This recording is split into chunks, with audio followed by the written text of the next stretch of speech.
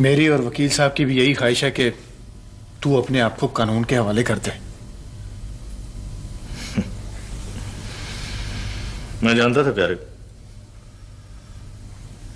तू कानूनी आदमी है, ऐसी नसीहतें करेगा प्यार से। ओए, इसमें तेरा फायदा है। फायदा मेरा? वो तू मेरा फायदा छोड़ यार, वो तू मेरा यार है, तू मेरा प्यार है। तू बता, तुझे कुछ चाहिए तो हाजिर कर दूं। और वैसे भी आजकल मेरी लॉटरी निकलने वाली है, सारे यारों को निहाल कर दूंगा। मुझे तो तुम माफ ही रखो, मैं ऐसे ही ठीक हूं। देख जूरे, मेरी एक ही ख्वाहिश है कि मैं आसमानों में उड़ना छोड़कर पिंजरे में कैद हो जाऊं प्यार से।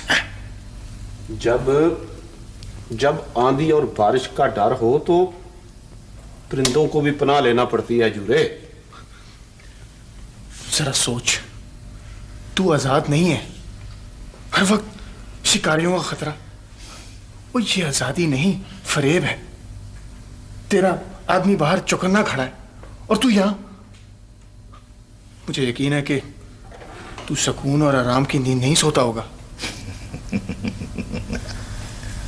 प्यारे, वो तुझे क्या पता, तुझे क्या पता, ये लुकन मिट्टी जो होती है ना, लुकन मिट्टी में बड़ा बड़ा स्वाद आता है।